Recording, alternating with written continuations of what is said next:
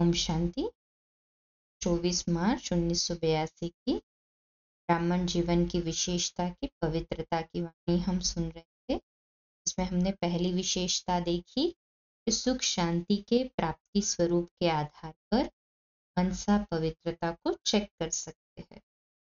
दूसरी बात, अगर आपकी मनसा द्वारा अन्य आत्माओं को सुख और शांति की अनुभूति नहीं होती, अर्थात पवित्र संकल्प का प्रभाव अन्य आत्मा तक नहीं पहुंचता, तो उसका कारण चेक करो। किसी भी आत्मा की जरा भी कमजोरी अर्थात अशुद्धि अपने संकल्प में धारण हुई तो वह अशुद्धि अन्य आत्मा को सुख शांति की अनुभूति कराने की, या तो उस आत्मा के प्रति व्यर्थ व अशुद्ध भाव है व अपनी मनसा पवित्रता की शक्ति में परसेंटेज की कमी है, जिस कारण औरों तक पवित्रता की प्राप्ति का प्रभाव नहीं पड़ सकता। स्वयं तक है लेकिन दूसरों तक नहीं हो सकता। लाइट है लेकिन सर्च लाइट नहीं है।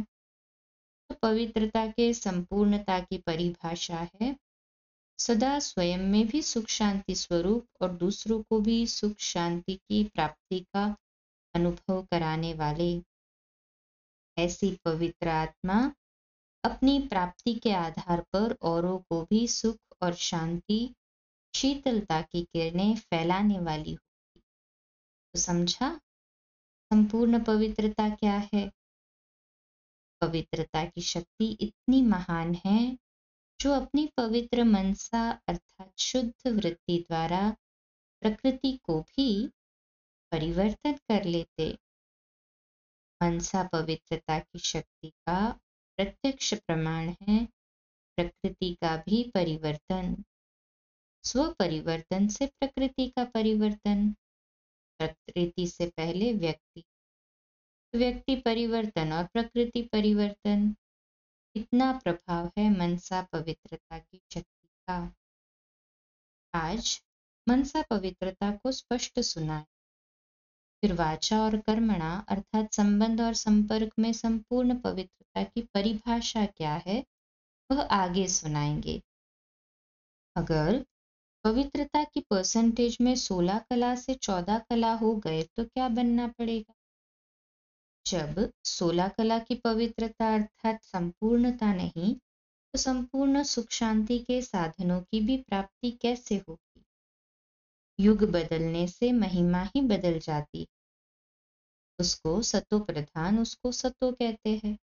जैसे सूर्यवंशी अर्थात संपूर्ण स्टेज है, 16 कला अर्थात फुल स्टेज है, वैसे हर धारणा में संपन्न अर्थात फुल स्टेज प्राप्त करना सूर्यवंशी की निशानी। तो इसमें भी फुल बनना पड़े, कभी सुख की शैया पर कभी उलझन की शैया पर। इसको संपन्न तो नहीं कहेंगे ना। कभी बिंदी का तिलक लगाते, कभी क्यों क्या का तिलक लगाते। तिलक का अर्थ ही है स्मृति। सदा 3 बिंदियों का तिलक लगाओ। 3 बिंदियों का तिलक ही संपन्न स्वरूप है। यह लगाने नहीं आता? लगाते हो लेकिन अटेंशन रूपी हाथ हिल जाता है, अपने पर भी हंसी आती है ना। लक्ष्य पावरफुल है तो लक्षण संपूर्ण सहज हो जाते हैं, मेहनत से भी छूट जाएंगे। कमजोर होने के कारण मेहनत ज्यादा करनी पड़ती। शक्ति स्वरूप बनो तो मेहनत समाप्त।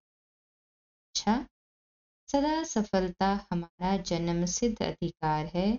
यह अधिकार प्राप्त की हुई आत्माएं सदा संपूर्ण पवित्रता द्वारा स्वयं और सर्व को सुख शांति की अनुभूति कराने वाली, अनुभूति करने और कराने के यंत्र द्वारा सदा पवित्र बनो इस मंत्र को जीवन में लाने वाले।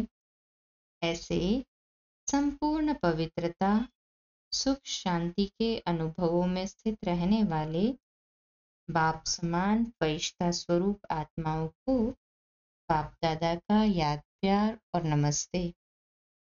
पार्टी के साथ सदा रूहानियत की खुशबू फैलाने वाले सच्चे सच्चे रूहानी गुलाब सभी बच्चे, सदा रूहानी नशे में रहने वाले सच्चे रूहानी गुलाब हो ना। जैसे रूहे गुलाब का नाम बहुत मशहूर, वैसे आप सभी आत्माएं रूहानी गुलाब हो। रूहानी गुलाब अर्थात चारों ओर रूहानियत की खुशबू फैलाने वाले। ऐसे अपने को रूहानी गुलाब समझते हो, सदा रूह को देखते और रूह के मालिक के साथ ध्यान करते। यही रूहानी गुलाब की विशेषता है।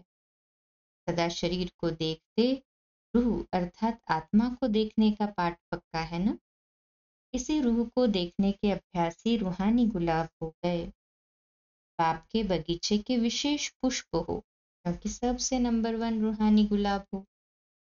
सदा एक ही याद में रहने वाले अर्थात एक नंबर में आना है, यही सदा लक्ष्य रखो।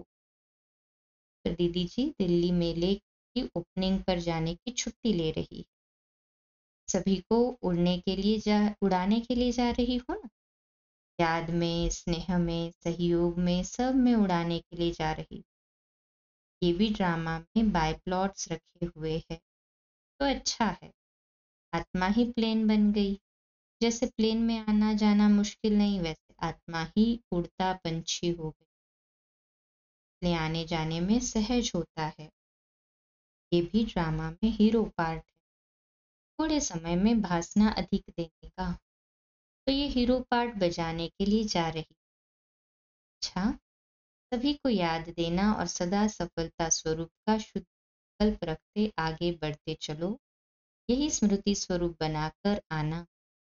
आवाज फिर भी दिल्ली से ही निकलेगा, सबके माइक दिल्ली में ही पहुंचेंगे। जब गवर्नमेंट से आवाज निकलेगा तब समाप्ति हो जाएगी, तो भारत के नेताएं भी जागेंगे। उसकी तैयारी के लिए जा रही हो ना। अच्छा, ओम शांति।